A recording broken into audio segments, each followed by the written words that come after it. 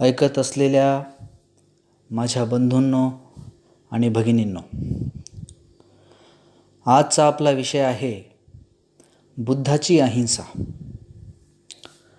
आपल्याला सर्वसामान्यपणे माहीत असलेली हिंसा म्हणजे काय? हिंसा म्हणजे जीव हत्या करणे होय, आणि अहिंसा म्हणजे जीव हत्या न करणे होय. आपण असे मानतो की हिंसा करू नये, अहिंसा हेच तत्त्व योग्य आहे. विशेषतः बौद्ध धर्माचा अहिंसा हा मुख्य पाया आहे. बौद्ध धर्म हा अहिंसावादी तत्वासाठी जगभर ओळखला जातो. खरी हिंसा म्हणजे काय आणि खरी अहिंसा म्हणजे काय, या दोन गोष्टी आपण खोलात जाऊन गंभीरपणे विचार करणे फार आवश्यक आहे. आपण असे मानतो की कोणताही धर्म हिंसेची अनुमती देत नाही.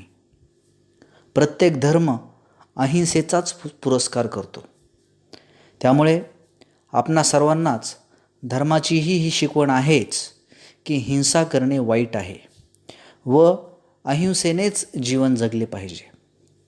या ठिकाणी मला तुम्हाला असे विचारायचे आहे की जे लोक अहिंसावादी आहेत, जे लोक अहिंसा याला जीवनाचे तत्त्व मानतात, ते लोक कधी हिंसा करीतच नाहीत काय? जीव हत्या करणे म्हणजे हिंसा होय. मग जगणारा प्रत्येक मनुष्य त्याच्या दैनंदिन जीवनात हिंसा करतच असतो. माणसाने त्याच्या डोळ्यांच्या पापण्यांची साधी उघडझाप जरी केली तरी अनेक सूक्ष्मजीव मारले जातात व जखमी होतात. आपण जेव्हा बोलतो त्याद्वारेही लाखो सूक्ष्मजीव मारले जातात. आपण जेव्हा चालतो तेव्हाही आपल्या पायाखाली दररोज अनेक सूक्ष्मजीव मारले जातात. त्यामुळे प्रत्यक्षपणे आपण जीव हत्या केली नाही तरी अप्रत्यक्षपणे आपण दररोज सूक्ष्मजीव हत्या करतच असतो. मग सूक्ष्मजीवांची हत्या करणे ही हिंसा नव्हे काय? आपण जरी मांसाहार करत नसू, शाकाहार घेणारे असू, तरीही वनस्पतींनाही प्राण असतो असे डॉक्टर जगदीशचंद्र बोस यांचे वैज्ञानिक संशोधन आपल्याला सांगते. मग जे अन्न म्हणून आपण खातो त्यासाठी आपण जिवंत वनस्पतींची हत्या करतो, ती हिंसा नव्हे काय? भगवान बुद्धाच्या मते हिंसा करणे म्हणजे केवळ जीव हत्याच नसून माणसाचे किंवा प्राण्याच्या मनाला व शरीराला इजा करणे ही सुद्धा एक प्रकारची हिंसाच आहे. एखाद्याचे मन दुखवणे ही देखील हिंसाच आहे. मग आपण हिंसा करत नाही का? म्हणून आपल्या सर्वांना हे मान्यच करावे लागेल की अहिंसा जरी चांगली असली तरी देखील सर्व ठिकाणी अहिंसा पाळणे अशक्य ठरते. आतापर्यंत आपण फक्त सूक्ष्मजीव हत्या व वनस्पती हत्या याविषयीच बोललो. या हत्या आपणच करत असतो व अनपेक्षितपणे किंवा अप्रत्यक्षपणे करत असतो. पण आपण प्रत्यक्षपणे सुद्धा हत्या करत असतो. प्राण्यांचीच नव्हे तर माणसांचीही हत्या करण्याची आपल्यावर वेळ येते. आपण कितीही अहिंसावादी असलो तरी काही प्रसंगी आपल्याला जीव हत्या करणे भाग असते. हिंसा करण्याशिवाय पर्याय नसतो. जेव्हा शत्रू राष्ट्र आपल्यावर आक्रमण करेल तेव्हा आपल्याला तिथे अहिंसावादी बनून चालणार नाही. तेव्हा आपण शत्रू राष्ट्राचे सैन्याला कंठस्नान घालतोच ना. मग आपण तिथे हिंसा करत नाही का? ती हिंसा आपल्याला मान्य नाही का? जेव्हा कोणी चोर, दरोडेखोर तुमच्यावर प्राणघातक हल्ला करतो, तुमच्या आया बहिणींच्या अब्रूला धोका असेल, तेव्हा कोणीही आत्मसंरक्षणासाठी व आया बहिणींची अब्रू वाचविण्यासाठी हिंसेचाच मार्ग स्वीकारतो. तेव्हा ती हिंसा ठरत नाही का? तेव्हा ती हिंसा जीव हत्या ठरत नाही का? ती हिंसा आपल्याला मान्य नाही का? एवढेच नव्हे तर जुन्या काळामध्ये बाळंतपणामध्ये गरोदर स्त्रीचे बाळ जेव्हा आडवे येई तेव्हा त्या स्त्रीचे प्राण वाचवण्यासाठी आडव्या जीवाला कापूनच त्या स्त्रीचे प्राण वाचवणे शक्य होत असे. त्याशिवाय इतर दुसरा पर्याय उपलब्ध नसे. मग ही जीवहत्या नव्हे काय? हिंसा नव्हे काय? आणि ही हिंसा तुम्हाला मान्य नाही का?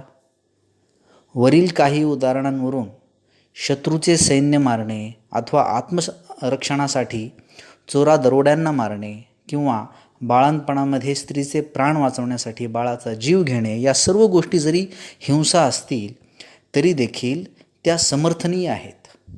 अशा प्रसंगी आपण अहिंसावादी असून चालणार नाही. आता असा प्रश्न निर्माण होतो की हिंसा म्हणजे काय? ती करणे योग्य की अयोग्य? आणि अहिंसा म्हणजे काय? आणि ती करणे योग्य की अयोग्य? म्हणून अनेकांच्या मनामध्ये हिंसा व अहिंसा या दोन तत्वांविषयी मोठा संभ्रम असतो. तुम्ही कोणत्याही धर्माचे असा किंवा कोणत्याही विचारसरणीला मानणारे असा, परंतु असा संभ्रम हा सर्वांना आहेच. जर माणसाच्या जीवनामध्ये जर हिंसा करणेही अनिवार्य ठरत असेल तर मग बुद्धाने हिंसेला विरोध का केला व पूर्ण अहिंसेचा स्वीकार का केला? म्हणूनच भगवान बुद्धाचे हिंसा व अहिंसा याबद्दलचे विचार जाणून घेणे फार आवश्यक आहे. भगवान बुद्धाच्या तत्त्वज्ञानाचे मर्म जर एकाच शब्दात सांगायचे असेल तर मध्यम मार्ग असे सांगता येईल. कोणत्याही गोष्टीबद्दल टोकाची भूमिका घेणे बुद्धाला कधीही मान्य नव्हते. म्हणूनच बुद्धाच्या मते टोकाची हिंसा करणे निंदनीयच आहे व टोकाची अहिंसा ही सुद्धा निंदनीयच आहे. या दोघांमधील योग्य समतोल म्हणजेच मध्यम मार्ग होय. आपण म्हणतो की अहिंसा श्रेष्ठ आहे व हिंसा निंदनीय आहे, परंतु एखादे वाईट काम करण्यासाठी जर अहिंसेचा मार्ग वापरला म्हणून ते वाईट काम समर्थनीय ठरणार आहे का? नाही. त्याचप्रमाणे एखादे चांगले काम करण्यासाठी जर नाईलाज म्हणून हिंसेचा मार्ग स्वीकारावा लागला म्हणून ते चांगले काम वाईट ठरेल काय? मुळीच नाही. म्हणूनच या ठिकाणी हे समजून घेणे अत्यंत आवश्यक आहे की हिंसा व अहिंसा ही आपल्या कार्याची सिद्धी नसून ती केवळ आपल्या सिद्धीची साधने आहेत. हिंसा व अहिंसा केवळ आपले कार्य सिद्धीस पोचवण्यासाठी स्वीकारलेले मार्ग आहेत. अहिंसा सर्वच ठिकाणी योग्य ठरली असती तर मग गीतेमध्ये भगवान श्रीकृष्णाने अर्जुनाला जो कौरवांबद्दल शस्त्र उपसण्याचा व युद्ध करण्याचा उपदेश केला तो अयोग्य होता काय असे कोणाला म्हणता येईल काय? मुळीच नाही.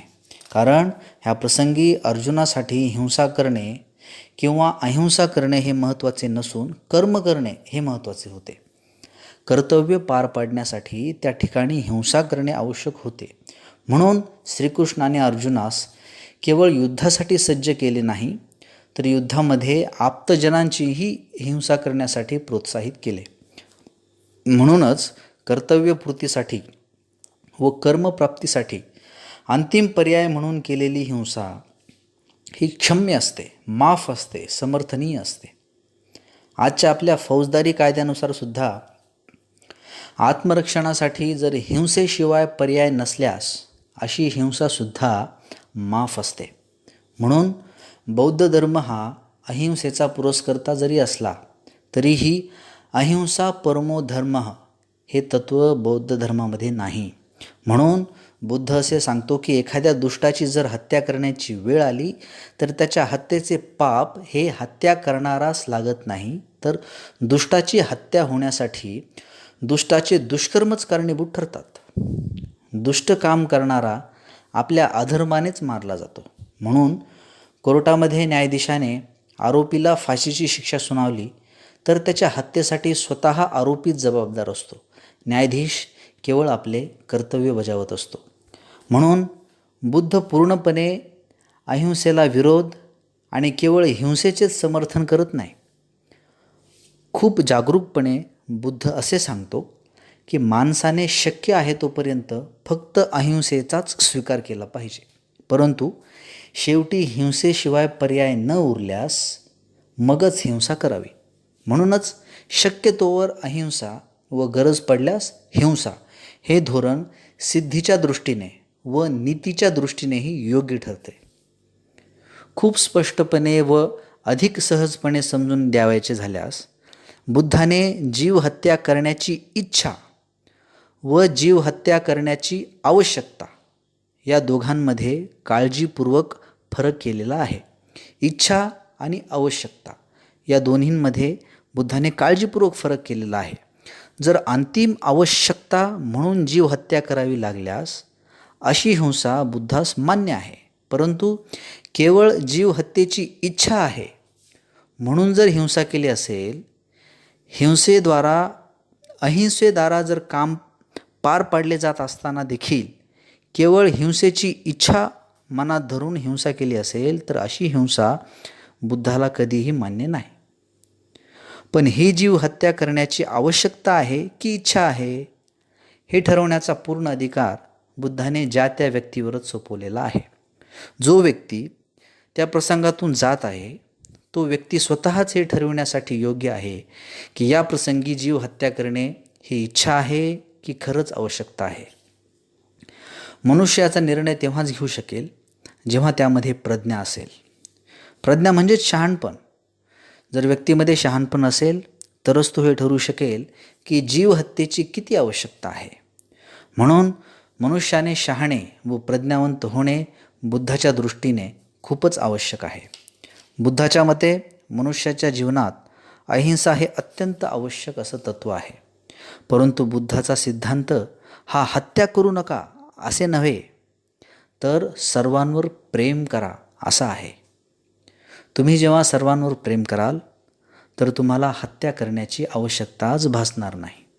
म्हणून भगवान बुद्धाने सांगितलेली अहिंसा हे मनुष्याच्या जीवनाचा नियम नसून ते जीवनाचे तत्त्व आहे. अहिंसा हे जीवनाचा नियम नसून ते जीवनाचे तत्त्व आहे.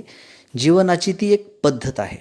बुद्धाने अहिंसेला नियमाचे स्वरूप दिले नाही, तर ते जीवनाचे तत्त्व आहे असे सांगितले. कारण माणसाला तत्वामध्ये प्रसंगानुरूप बदल करण्याचे स्वातंत्र्य असते, परंतु नियमामध्ये मात्र कोणतेही स्वातंत्र्य नसते. म्हणूनच बिकट प्रसंगी एकतर आपण नियम मोडतो किंवा नियम तरी आपल्याला मोडून काढतो.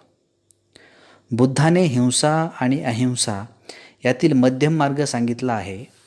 शक्य तोपर्यंत अहिंसाच करावी, परंतु अंतिम गरज पडल्यास हिंसा ही समर्थनीय आहे.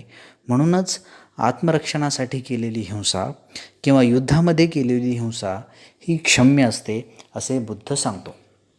मित्रांनो, बंधूंनो आणि भगिनींनो, तुम्हाला हे व्याख्यान आवडले असल्यास किंवा अशी व्याख्याने आणखी तुमच्यापर्यंत पोचावीत अशी आपली इच्छा असल्यास कृपया हे व्याख्यान लाईक करा, शेअर करा आणि या चॅनलला सबस्क्राईब करणे विसरू नका.